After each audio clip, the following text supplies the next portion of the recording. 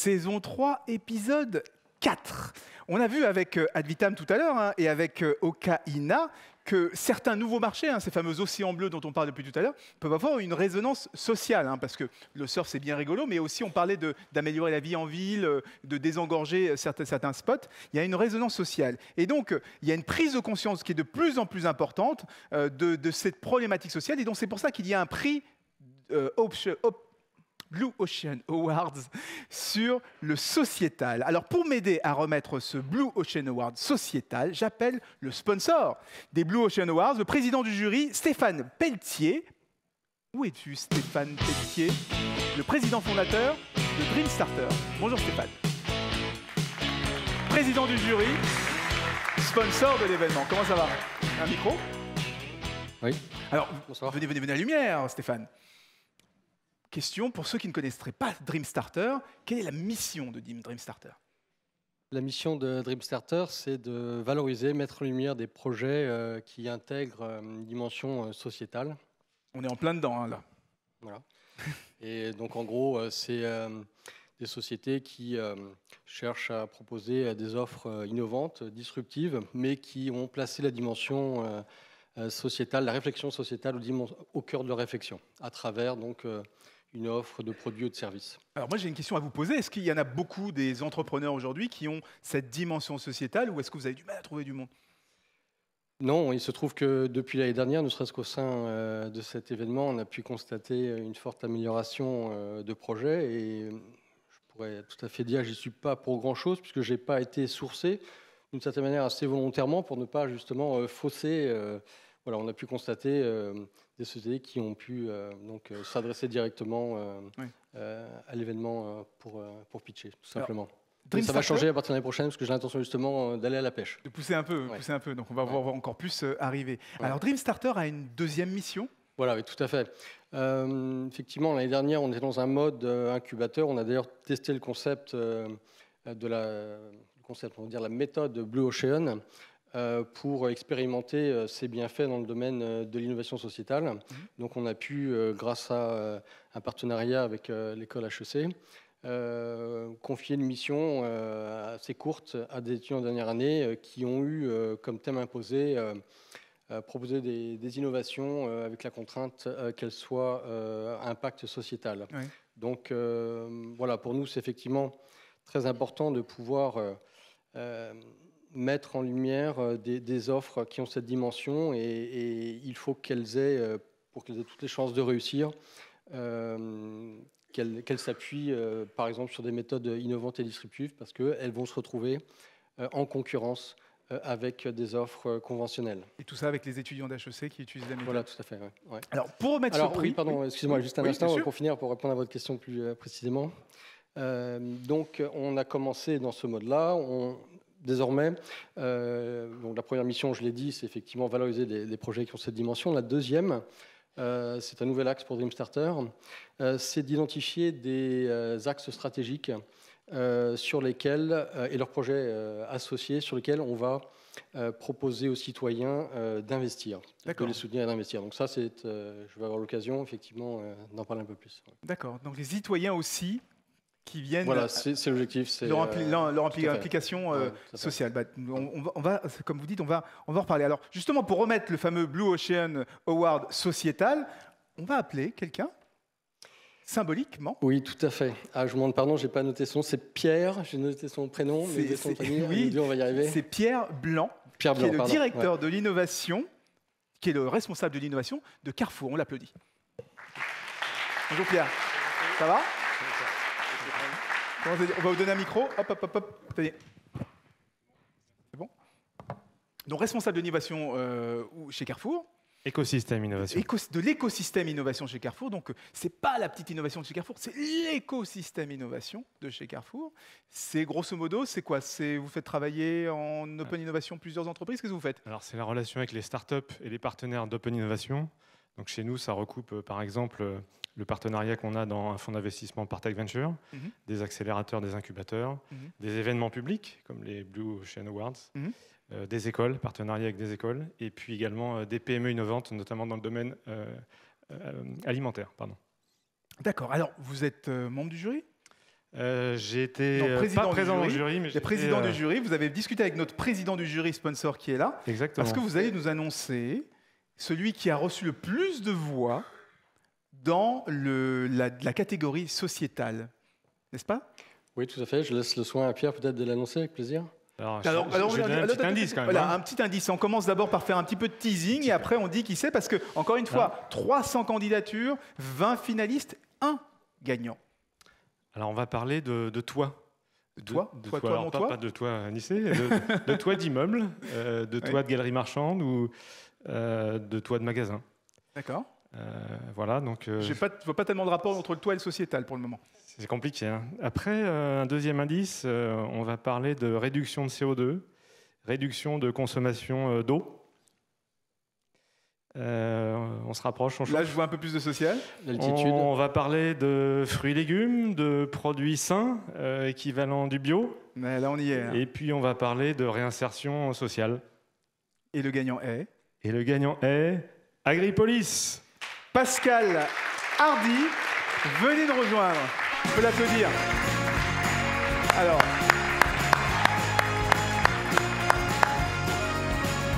Bravo. Bravo. Est-ce qu'on va comprendre ce projet? Pourquoi ce projet est à la fois... Je vais le reposer, parce que sinon... Oui. Bonjour Pascal, comment allez-vous? Ravi de vous accueillir. Merci. Parce que c'est une catégorie qui fait chaud au cœur à énormément de gens, cette catégorie sociétale. Et on va voir en vidéo qu'est le fameux projet Agripolis. On regarde.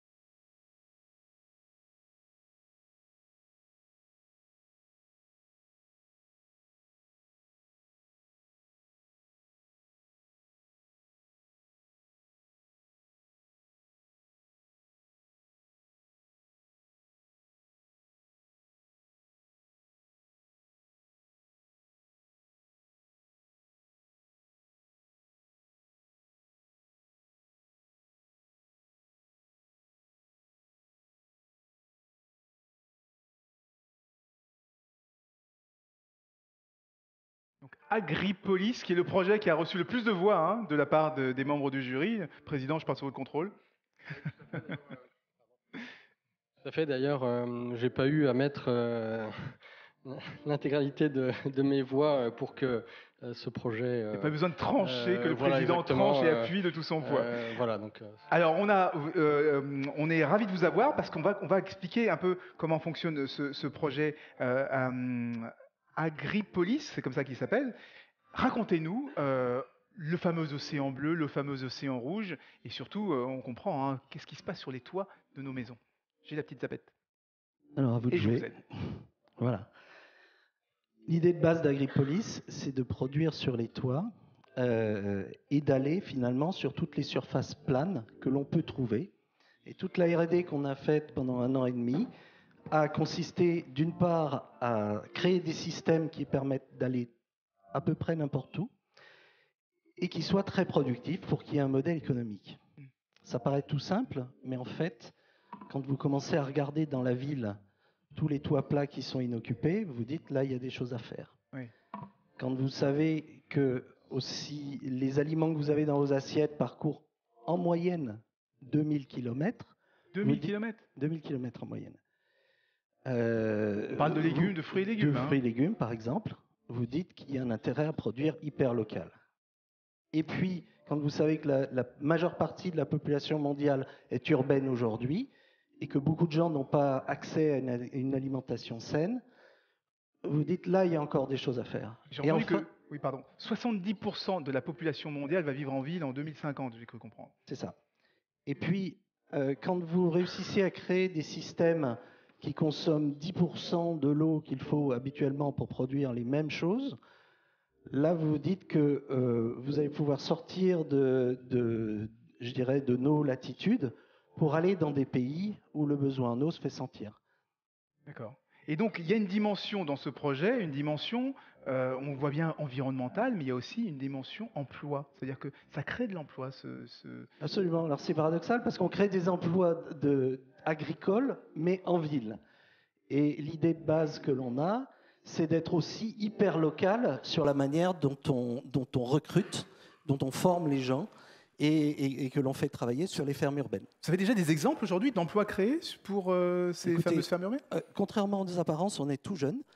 Et donc, aujourd'hui, l'équipe, c'est 9 personnes. Mais effectivement, la première personne qu'on a recrutée en tant qu'ouvrier, en l'occurrence ouvrière maraîchère, c'est quelqu'un qui avait véritablement besoin de bosser et qui a eu un parcours, disons, un peu compliqué. Donc voilà, typiquement, c'est le genre d'emploi que l'on peut offrir. D'accord. Et en plus, on est, comme on l'a dit tout à l'heure, hyper local parce que les tomates et les concombres, ils sont au-dessus du toit. Oui, elles viennent au-dessus. Elles ont été choisies dans des variétés pour leur goût et pas pour résister au transport ou au frigo.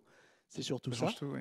Et donc, c'est pour ça que je dis qu'on court-circuite même les circuits courts. Et donc, qui dit circuit court dit réduction de CO2, puisqu'il n'y a plus d'avions, il n'y a plus de camions qui transportent tout ce genre de choses. Oui, et puis aussi par la manière dont on produit, parce que l'idée que l'on a avec toute l'équipe, qui est là-bas d'ailleurs, que je salue. Vous pouvez les applaudir, ils sont au fond là-bas.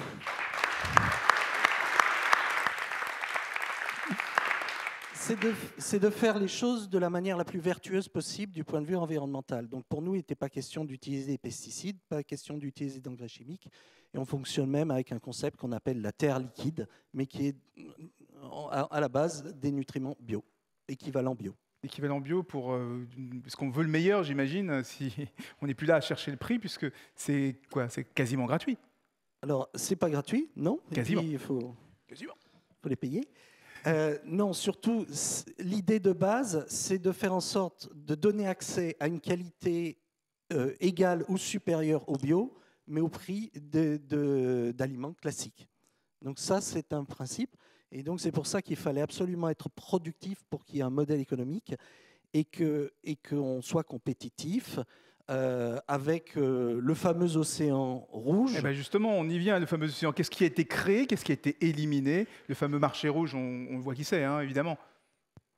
Ce qu'on crée, c'est cette offre-là de produits qui vont être distribués de manière hyper locale et à base de fermes que l'on va installer sans aucun travaux. C'est très important pour pouvoir accéder au toit. Et c'est une des raisons pour lesquelles, jusqu'ici, l'agriculture urbaine ne se développait pas beaucoup. Ce que l'on élimine, évidemment, c'est les pesticides, les transports. Il y a une petite faute sur le slide, donc je la rectifie tout de suite. Ce n'est pas les 80% des revenus aux intermédiaires, c'est 80% des intermédiaires. On n'a plus besoin de transporteurs, on n'a plus besoin de grossistes, on n'a plus besoin de stockeurs. Les éléments essentiels, eh bien, c'est le producteur, en l'occurrence nous, on a un statut de producteur agricole, et puis la distribution. Oui, donc vous répondez à la question. Est-ce qu'il y a une question qui était posée là à l'instant sur quel est le circuit de distribution? Le circuit de distribution, c'est grosso modo l'ascenseur ou les escaliers, quoi, grosso modo. Le circuit de distribution, c'est l'ascenseur ou les escaliers. Et dessous, ça peut être un magasin, ça peut être un restaurant d'entreprise, mais ça peut être un immeuble d'habitation. Les images que vous avez vues sont sur un immeuble d'habitation. Et l'idée, c'est de distribuer en panier au-dessous. Et puis, ça peut être aussi beaucoup plus lointain. Dans d'autres latitudes, mais le principe est toujours le même, offrir aux habitants un produit de très grande qualité à un prix abordable. Alors une question aussi qui est arrivée, c'est est-ce qu'on peut tout cultiver sur les toits parisiens, par exemple?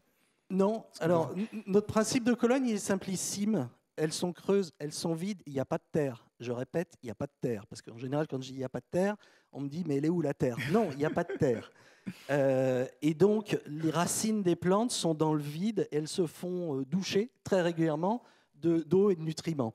Donc, ça veut dire qu'on peut produire tous les légumes, mais sauf les gros légumes racines, pommes de terre, carottes, navets, ça on ne sait pas faire. Oui. Un certain nombre de fruits, comme des fraises, des framboises, des fleurs, et puis on a dans notre diversification programmée d'autres choses. Mais pour l'instant, on est sur ces références. Alors, autre question, comment vous trouvez les toits pour pouvoir vous installer, ce genre de choses? Quelle est la méthode?